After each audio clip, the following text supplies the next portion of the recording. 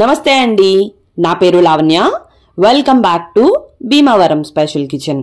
ఈరోజు నేను మీకు 6 రకాల రైస్ వెరైటీల్ని ఎలా తయారు చేసుకోవాలో చూపిస్తున్నానండి. ప్రతిదీ కూడా రుచితో పాటు ఆరోగ్యానికి కూడా చాలా చాలా మంచిది. బ్యాచిలర్స్ అయినా లేదంటే మార్నింగ్ పిల్లలకి లంచ్ బాక్స్ పెట్టడానికి టైం తక్కువ ఉన్నప్పుడు ఇలాంటి ఫుడ్స్ని ప్రిపేర్ చేసుకుని పెడితే వాళ్ళు ఇష్టంగానే తింటారు, అలానే టమ్మీ కూడా ఫిల్ అయిపోతుంది అనమాట. మరి ఇవన్నీ కూడా ఎలా తయారు చేసేసుకోవాలో ఒకదాని తర్వాత ఒకటి చాలా క్లియర్గా ఎక్స్ప్లెయిన్ చేస్తూ వీడియో ఉందండి.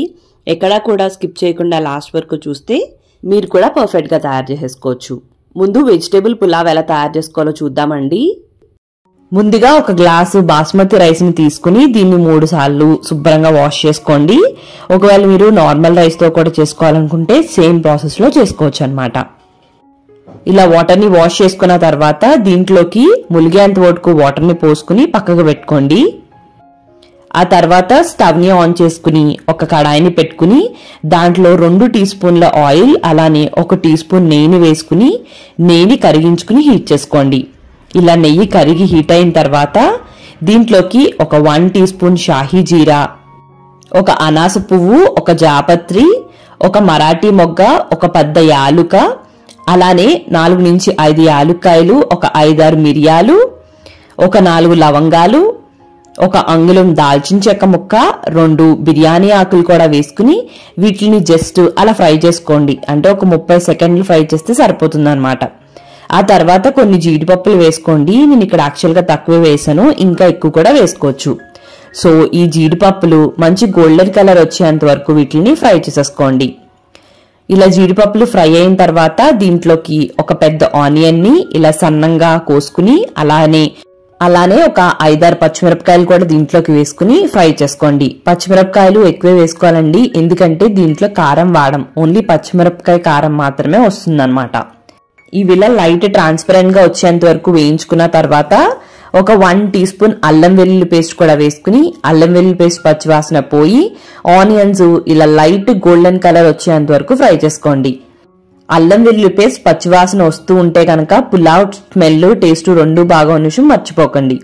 ఇప్పుడు దీంట్లోకి మీకు నచ్చిన వెజిటేబుల్స్ ఏవో ఒకటి వేసుకోండి. నేనైతే ఒక పెద్ద క్యారెట్, ఒక పెద్ద బంగాళదుంప, అలానే కొన్ని పచ్చి బఠానీ కూడా వేసానండి. ఇవి మగ్గడానికి కోసం 1 టీ స్పూన్ ఉప్పు వేసుకుని వీటిని ఒకసారి కలిపేసుకుని మూత పెట్టుకుని ఒక 10 నుంచి 12 నిమిషాల వరకు కూడా వీటిని బాగా మగ్గించుకోండి.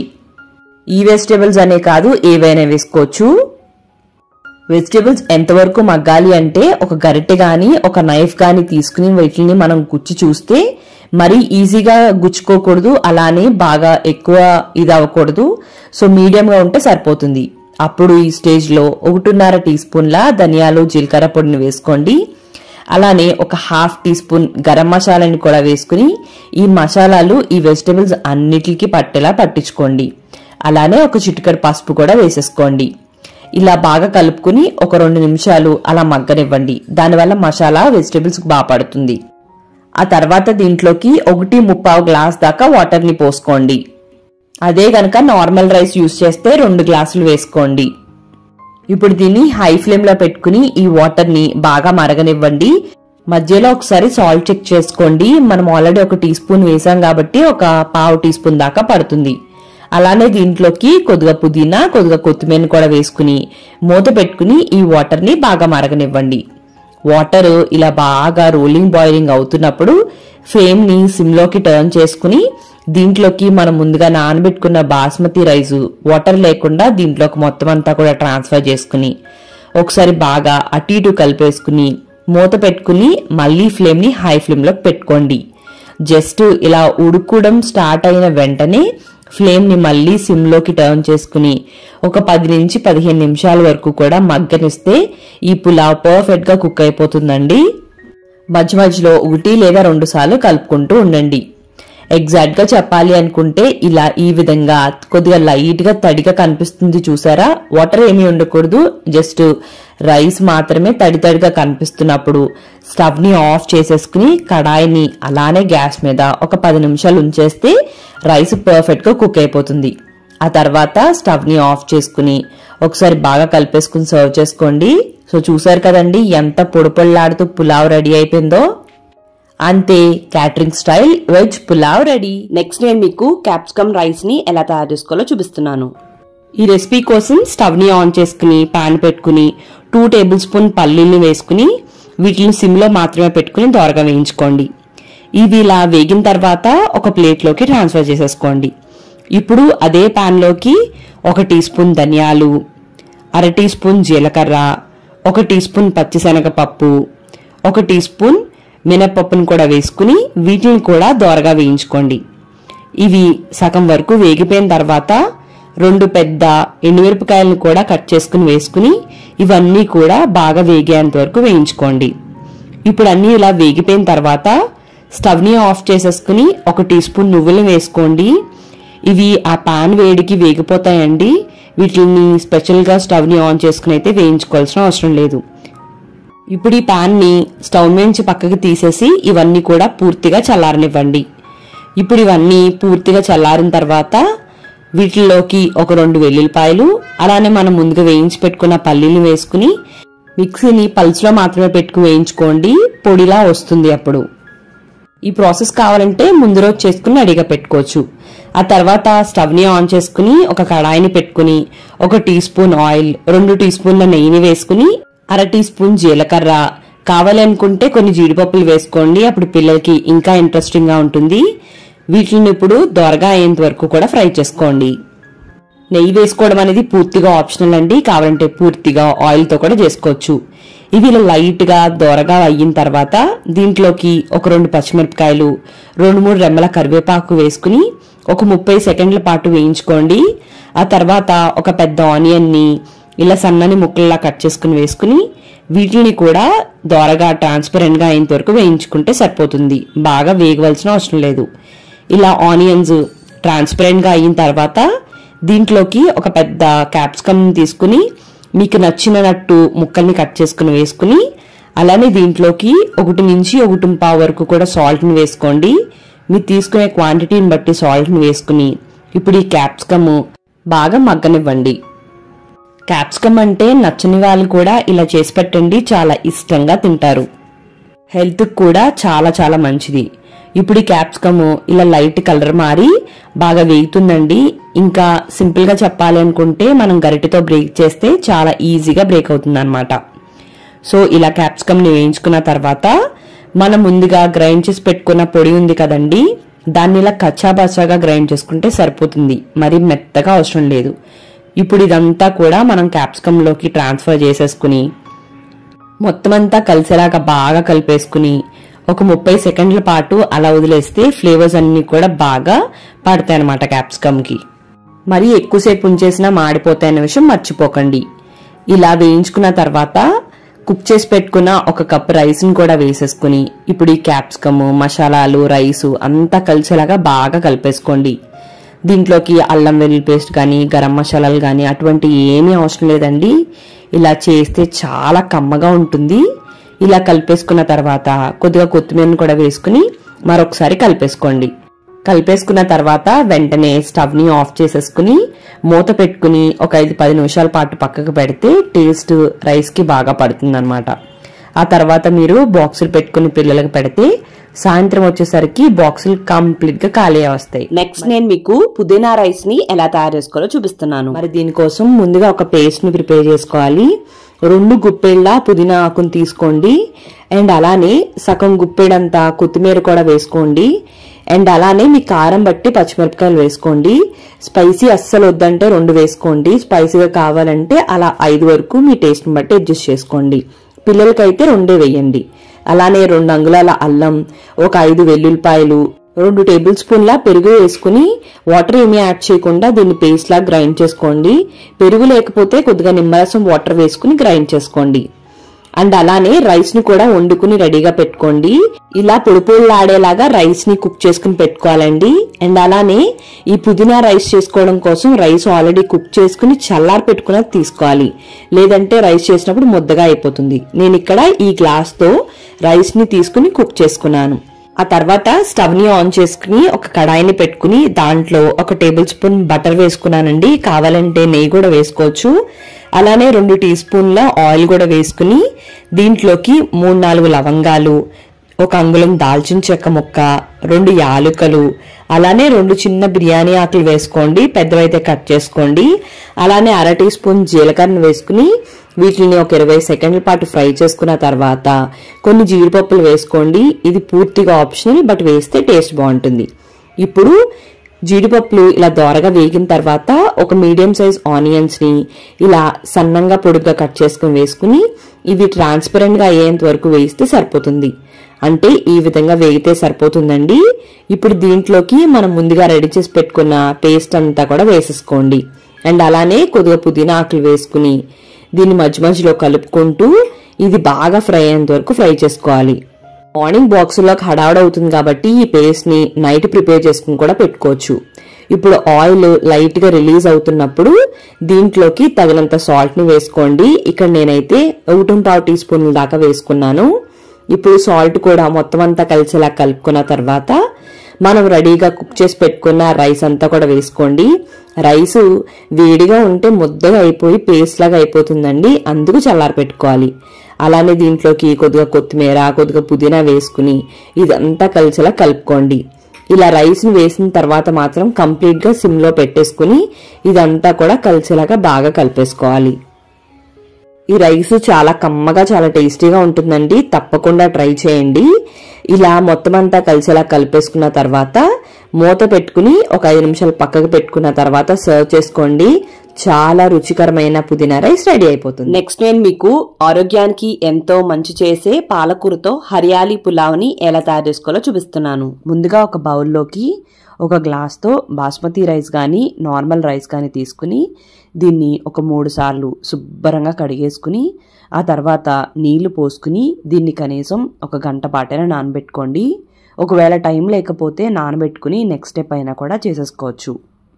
ఆ తర్వాత స్టవ్ని ఆన్ చేసుకుని ఒక పాన్ కానీ కడాయి కానీ పెట్టుకుని 2 గ్లాసుల నీళ్లు పోసుకుని హై ఫ్లేమ్లో పెట్టుకుని ఈ నీళ్ళని మరగనివ్వండి.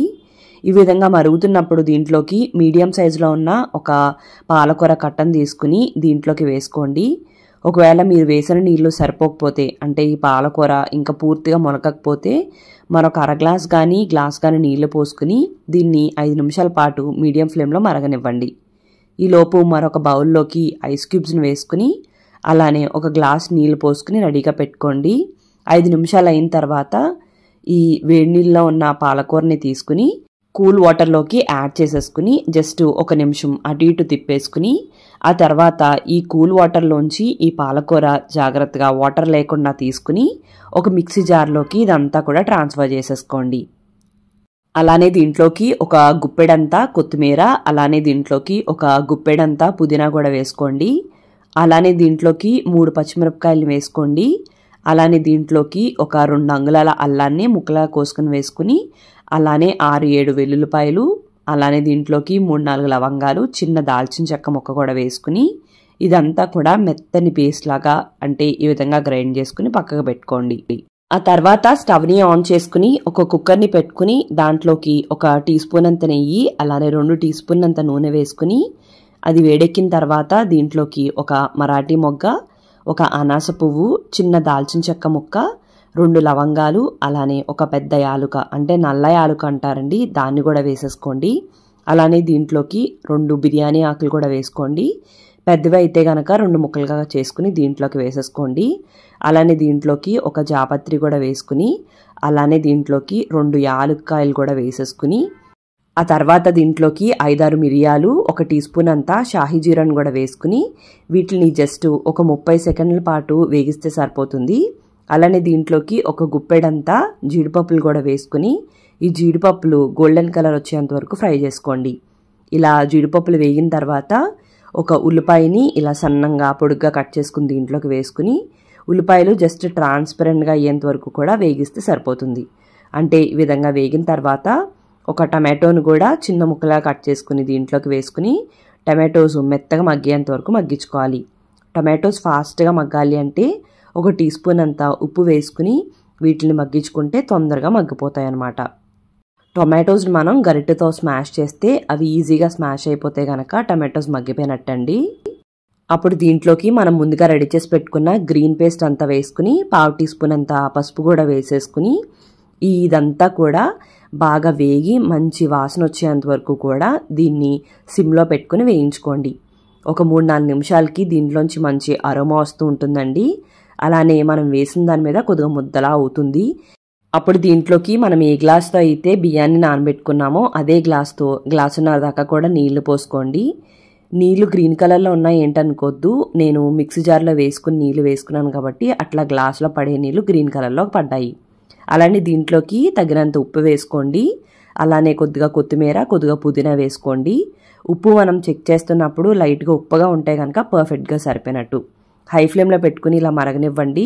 ఇలా మరగడం స్టార్ట్ అయిన తర్వాత ముందుగా నానబెట్టుకున్న రైస్ని వాటర్ లేకుండా తీసేసుకుని రైస్ మాత్రమే కూడా దీంట్లోకి వేసుకుని మరొకసారి అటు ఇటు కలిపేసుకుని కుక్కర్ మూత పెట్టేసుకుని హై ఫ్లేమ్ మీద 2 విజిల్స్ రానివ్వండి. విజిల్స్ వచ్చేసిన తర్వాత స్టవ్ మించి కుక్కర్ని పక్కకు తీసేసుకోండి. ఆ తర్వాత వేపర్ మొత్తం పోయి కుక్కర్ మూత వచ్చేసిన తర్వాత తీసుకుని చూసుకుంటే మనకి పర్ఫెక్ట్గా హరియాలి పులావ్ రెడీ అయిపోతుందండి. కావాలంటే దీన్ని మీరు నార్మల్ రైస్తో కూడా ట్రై చేయొచ్చు. నార్మల్ రైస్తో అయితే 1-2 గ్లాసులు నీళ్లు పోసుకోండి. ఇప్పుడు వేడివేడిగా సర్వ్ చేసుకోండి. అలానే పిల్లలకి లంచ్ బాక్స్లో కూడా చేసి పెట్టొచ్చండి, చాలా ఇష్టంగా తింటారు. మనకి మార్నింగ్ హడావుడి అవుతుంది అనుకుంటే గ్రీన్ పేస్ట్ని నైటే చేసుకుని ఫ్రిడ్జ్లో కూడా పెట్టుకుని మనం మార్నింగ్ ఈ పులావ్ని రెడీ చేసుకోవచ్చు. రెస్టారెంట్ స్టైల్ జీరా రైస్ని ఎలా తయారు చేసుకోవాలో చూపిస్తున్నానండి. దీన్ని తయారు చేయడం చాలా చాలా ఈజీ. అలానే జీరా రైస్ చాలా కంఫర్టబుల్ ఫుడ్ కదా, డైజెషన్ కూడా చాలా చాలా మంచిది. చిన్న పిల్లల నుంచి ముసలివాళ్ళ వరకు కూడా ఎవరైనా హ్యాపీగా తినొచ్చు. ఎటువంటి మసాలాలు కూడా దీంట్లో వాడమన్నమాట. మరి దీన్ని ఎలా ప్రిపేర్ చేసుకోవాలో చూసేద్దామా. దానికోసం ఒక బౌల్లోకి 1 గ్లాస్ బాస్మతి రైస్ని తీసుకుని శుభ్రంగా కడుక్కోండి. మీరు కావాలనుకుంటే దీన్నే నార్మల్ రైస్తో కూడా తయారు చేసేసుకోవచ్చు అనమాట.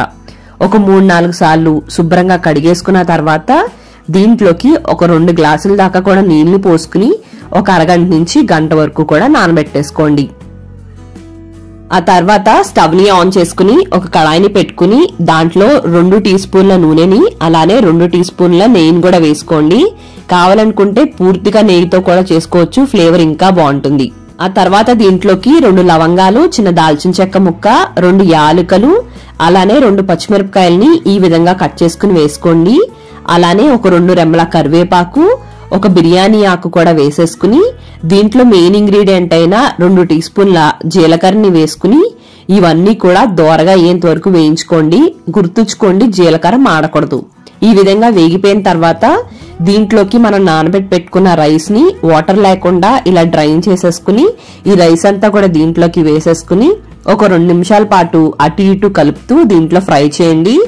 దీనివల్ల ఆ నెయ్యి అండ్ జీలకర్ర ఫ్లేవర్ బాగా పడుతుంది అన్నమాట రైస్ కి. 2 నిమిషాలు అయిపోయిన తర్వాత దీంట్లోకి మనం ఏ గ్లాస్ తో అయితే రైస్ ని వేసుకున్నామో అదే గ్లాస్ తో గ్లాసు అండ్ 3/4 గ్లాస్ దాకా కూడా వేసుకోండి. అంటే 2 గ్లాసులు పూర్తిగా అవసరం లేదు. అలానే దీంట్లోకి 1.5 టీ స్పూన్ దాకా కూడా ఉప్పు వేసుకోండి. అదే కనుక కుక్కర్ లో చేస్తే 1.5 గ్లాసుల దాకా నీళ్లు పోసుకుని ఒక 2 విజిల్స్ వస్తే సరిపోతుంది. అదే గనక కడాయిలో చేసుకుంటే ఈ విధంగా మరొకసారి బాగా కలిపేసుకుని మూత పెట్టుకుని హై ఫ్లేమ్ లో ఈ నీళ్ళని బాగా మరగనివ్వండి. నీళ్లు ఇలా మరగడం స్టార్ట్ అయిన తర్వాత మరొకసారి అటు ఇటు కలిపేసుకుని దీంట్లోకి కొద్దిగా కొత్తిమీరని వేసేసుకుని స్టవ్ ని పూర్తిగా సిమ్ లోకి టర్న్ చేసేసుకుని దీన్ని కుక్ అవనివ్వండి. సిమ్ లో పెడితే కుక్ అవుతుందా అని డౌట్ ఏం అవసరం లేదండి. చక్కగా చిన్న ఫ్లేమ్ లో అలా ఉడికితే రైస్ కూడా పర్ఫెక్ట్ గా కుక్ అయిపోతుంది అన్నమాట. ఇలా ఎప్పటి వరకు కుక్ చేసుకోవాలంటే అడుగున వాటర్ అంతా కూడా పోవాలి అండి. లైట్ గా తడిగా ఉంటుంది, అప్పటి వరకు దీన్ని కుక్ చేసుకుంటే సరిపోతుంది. ఈ విధంగా పైన పొడిపొళ్ళాడుతూ లైట్ గా కింద తడిగా ఉన్నప్పుడు దీన్ని మరొకసారి అటు ఇటు కలిపేసుకుని పైనంతా కూడా ఫ్లాట్ గా చేసుకోండి. అంటే నొక్కొద్దు, పైపైన మాత్రమే గరిటెతో ఇలా ఇలా అనేసుకుని మూత పెట్టేసుకుని స్టవ్ ని ఆఫ్ చేసేసుకుని ఒక 10 నిమిషాల పాటు అలా వదిలేసేసేయండి. 10 నిమిషాల తర్వాత తీసుకుంటే మనకి పర్ఫెక్ట్ గా రైస్ పర్ఫెక్ట్ గా కుక్ అయిపోతుంది అండి. చూసారు కదా, ఈ విధంగా పర్ఫెక్ట్ గా కుక్ అయిపోతుంది. మరొకసారి దీన్ని కలిపేసుకుని సర్వ్ చేసేసుకోవడమే. దీంతో పాటు పన్నీర్ బటర్ మసాలా గానీ, కాజు మసాలా గానీ, లేదంటే దాల్ తడక లాంటివి తింటే చాలా చాలా బాగుంటుంది. అలానే నాన్ వెజ్ తినే వాళ్ళకైతే చికెన్ గ్రేవీ గానీ, మటన్ గ్రేవీ గానీ తింటే ఇంకా బాగుంటుంది. పన్నీర్ ఫ్రైడ్ రైస్ ని ఎలా తయారు చేసుకోవాలో చూపిస్తున్నానండి. దీన్ని తయారు చేసుకోవడం చాలా చాలా ఈజీ అండ్ టేస్ట్ కూడా సేమ్ రెస్టారెంట్లో లాగా చేసుకోవచ్చు అనమాట. చాలా చాలా అద్భుతంగా ఉంటుంది. దీన్ని చేయడం కూడా పెద్ద కష్టమేమీ కాదు. బ్యాచిలర్స్ అయినా చాలా ఈజీగా ప్రిపేర్ చేసుకోవచ్చు. మరి దీని ప్రాసెస్ ఏంటో చూసేద్దామా? ప్రాసెస్లోకి వెళ్లే ముందు ఒక్క చిన్న లైక్ ఇవ్వండి. ముందుగా ఒక మిక్సింగ్ బౌల్లోకి మీకు కావాల్సినంత రైస్ వేసుకోండి. నేను ఇక్కడైతే గ్లాసు పావు దాకా కూడా తీసుకున్నాను. అంటే ఒక 300 గ్రాముల దాకా కూడా ఈ రైస్ ఉంటుంది. దీన్ని శుభ్రంగా వాష్ చేసుకుని 3 గ్లాసులు నీళ్లు పోసుకుని ఒక అరగంట పాటు నానబెట్టుకోండి. అరగంట అయిన తర్వాత ఒక గిన్నెలోకి 6-7 గ్లాసుల నీళ్లు పోసుకుని హై ఫ్లేమ్ లో పెట్టుకుని ఈ వాటర్ ని బాగా మరగనివ్వండి. దీంట్లోనే ఒక 1/2 టీ స్పూన్ దాకా కూడా ఉప్పు వేసుకోండి. రైస్ కి అప్పుడు ఉప్పు పడుతుందన్నమాట. అలానే దీంట్లోకి 1 టీ స్పూన్ దాకా కూడా నూనె వేసుకోండి. దీనివల్ల రైస్ పొడిపొడలాడుతూ ఒకదానికి ఒకటి అంటుకోకుండా ఉంటుంది. ఈ విధంగా నీళ్లు మరుగుతున్నప్పుడు మనం ముందుగా నానబెట్టుకున్న రైస్ ని దీంట్లోకి వాటర్ లేకుండా కూడా వేసేసుకుని దీన్ని పర్ఫెక్ట్ గా కుక్ అయ్యేంత వరకు కూడా కుక్ చేసేసుకోండి. అంటే ఈ విధంగా కుక్ అవ్వాలి అండి. రైస్ మనం చేత్తో పట్టుకుని కొద్దిగా నలిపితే గనక ఈ విధంగా నలిగితే సరిపోతుంది. మరి మెత్తగా అయితే గనక ఫ్రైడ్ రైస్ చేసుకున్నప్పుడు పేస్ట్ లాగా అయిపోతుంది అనమాట. వెంటనే ఒక గిన్నెలోకి ఒక స్టైనర్ ని పెట్టుకుని దాంట్లోకి రైస్ అంతా కూడా గబగబా ట్రాన్స్ఫర్ చేసేసుకుని వెంటనే దీంట్లోకి ఒక పావు గ్లాస్ దాకా కూడా మామూలు నీళ్ళని పోసేసుకోండి. దీనివల్ల రైస్ ఎక్కువ కుక్ అవ్వకుండా ఉంటుందన్నమాట. ఈ స్టైనర్ ని పెట్టినప్పుడు కొద్దిగా వంకరగా పెడితే నీళ్లు తొందరగా కిందకి డ్రైన్ అవుట్ అయిపోతాయి. కావాలనుకుంటే నార్మల్ రైస్ తో కూడా ఇదే పద్ధతిలో చేసుకోవచ్చు. నీళ్లు మొత్తం కూడా కిందకి వెళ్ళిపోయిన తర్వాత ఒక పళ్ళెంలోకి ఈ రైస్ అంతా కూడా వేసేసుకుని దీన్ని పూర్తిగా చల్లారేంత వరకు కూడా చల్లారపెట్టేసుకోండి. వేడిగా ఉన్నప్పుడు రైస్ చేస్తే గనక విడిపోతుంది. ఆ తర్వాత ఒక 200 గ్రాముల పన్నీర్ తీసుకుని ఈ విధంగా క్యూబ్స్ లాగా కట్ చేసుకున్నానండి.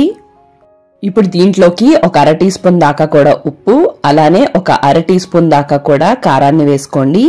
అలానే దీంట్లోకి ఒక పావు టీ స్పూన్ దాకా కూడా మిరియాల పొడిని వేసుకుని ఈ 3 కూడా ఈ పన్నీర్ ముక్కలకి పట్టేంత వరకు కూడా బాగా కలిపేసుకోండి.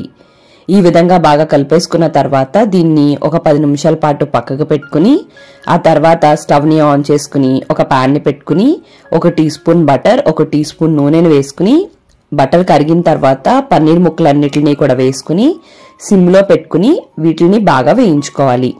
ఒకవైపు వేగిన తర్వాత వీటిని గరిటెతో జాగ్రత్తగా ఇంకొక వైపు తిప్పుకుని బాగా వేయించేసుకోండి. పన్నీర్ ముక్కలన్నీ కూడా ఈ విధంగా వేగితే సరిపోతాయండి. ఇప్పుడు వెంటనే స్టవ్ ని ఆఫ్ చేసేసుకుని వీటిని పక్కకు పెట్టేసుకోండి. ఆ తర్వాత స్టవ్ ని ఆన్ చేసుకుని మరొక కడాయిని పెట్టుకుని దాంట్లో 1 టీ స్పూన్ దాకా కూడా బటర్, అలానే 2 టీ స్పూన్ల దాకా కూడా నూనె వేసుకుని హీట్ అయిన తర్వాత దీంట్లోకి ఒక 2 అంగుళాల అల్లాన్ని ఇలా ముక్కలుగా కట్ చేసుకుని వేసుకోండి. అలానే 3 నుంచి 4 వెల్లుల్లిపాయల దాకా కూడా ఇలా ముక్కలుగా కట్ చేసుకుని వేసుకుని ఒక పచ్చిమిరపకాయని కూడా వేసుకుని వీటిని కొద్దిగా వేగించిన తర్వాత ఒక మీడియం సైజ్ ఉల్లిపాయని ఇలా చీరికల్లా కోసుకుని వీటిని కూడా వేసుకుని ఆనియన్స్ ట్రాన్స్పరెంట్ గా అయ్యేంత వరకు కూడా వేయించేసుకోండి. ఉల్లిపాయలు ఈ విధంగా వేగిపోయిన తర్వాత దీంట్లోకి ఒక 1/2 కప్పు క్యారెట్ ముక్కలు, అలానే ఒక 1/2 కప్పు క్యాబేజ్ ముక్కలు, అలానే ఒక 1/2 కప్పు క్యాప్సికమ్ ముక్కలు కూడా వేసుకోండి. ఇవే వేసుకోవాలని ఏమి లేదండి. కావాలంటే బీన్స్, మష్రూమ్స్, వేరే కలర్ క్యాప్సికమ్స్ కూడా వేసుకోవచ్చు. ఇప్పుడు దీంట్లోకి 1 టీ స్పూన్ అంత ఉప్పు కూడా వేసుకుని ఇవి కూడా పచ్చివాసన పోయి లైట్ గా మెత్తగా అయ్యేంత వరకు కూడా వేయిస్తే సరిపోతుంది. ఎక్కువ కుక్ అయితే చేయవలసిన అవసరం లేదు. ఈ విధంగా వెజిటేబుల్స్ అన్ని కూడా ఫ్రై అయిపోయిన తర్వాత దీంట్లోకి 1 టీ స్పూన్ దాకా కూడా సోయా సాస్ ను వేసుకోండి. అలానే 1 teaspoon red chilli sauce కానీ గ్రీన్ చిల్లీ సాస్ కానీ వేసుకోండి. వీటిని 1 నిమిషం పాటు అలా వేయించుకోండి. ఇవి లేకపోతే వేయకపోయినా పర్వాలేదు, టేస్ట్ బాగానే ఉంటుందండి. వేస్తే ఇంకా బాగుంటుంది. 1 నిమిషం అయిన తర్వాత మనం ముందుగా ఉడికించి పెట్టుకున్న రైస్ అంతా వేసుకుని అలానే వేయించి పెట్టుకున్న పన్నీర్ అంతా కూడా వేసుకుని కొన్ని స్ప్రింగ్ ఆనియన్స్ అలానే కొద్దిగా కొత్తిమీర కూడా వేసేసుకుని ఇదంతా కలిసేలాగా బాగా కలిపేసుకోండి. వెనిగర్ ఉంటే 1 టీ స్పూన్ వెనిగర్ కూడా వేసుకోండి. లేకపోతే ఏం చేయాలో నేను చెప్తాను. ఇదంతా కూడా జాగ్రత్తగా స్టవ్ ని సిమ్ లో పెట్టుకుని మాత్రమే కలిపేసుకోండి. ఇలా కలుపుకున్న తర్వాత ఉప్పు చెక్ చేసుకుని ఉప్పు వేసుకుని మరొకసారి కలిపేసుకోండి. ఈసారి స్టవ్ ని ఆఫ్ చేసేసేయండి. బాగా కలిపేసుకున్న తర్వాత చూసారు కదండి ఎంత పొడిపొడలాడుతూ ఎంత పర్ఫెక్ట్ గా పన్నీర్ ఫ్రైడ్ రైస్ వచ్చేసిందో. ఒకవేళ మీరు వెనిగర్ వేయకపోతే స్టవ్ ఆఫ్ చేసేసిన తర్వాత ఒక నిమ్మ చెక్కని మొత్తం అంతా కూడా పిండేసుకుని మరొకసారి కలిపేసుకుని సర్వ్ చేసేసుకోండి. అంతేనండి, ఇంత ఈజీగా పన్నీర్ ఫ్రైడ్ రైస్ ని మనం తయారు చేసుకోవచ్చు. మరి మీకు ఈ వీడియో నచ్చినట్టయితే లైక్ చేయండి, కామెంట్ చేయండి, మీ ఫ్రెండ్స్కి రిలేటివ్స్కి అందరికీ షేర్ చేయండి. మీరు నా ఛానల్ని ఫస్ట్ టైం చూస్తున్నట్టయితే సబ్స్క్రైబ్ చేసి పక్కనే ఉన్న బెల్లో ఆల్ అని ప్రెస్ చేస్తే నేను ఏ వీడియో పెట్టినా మీకు నోటిఫికేషన్ వచ్చేస్తుంది. థ్యాంక్ యూ అండి. మరి మళ్ళీ వీడియోలో కలుద్దాం.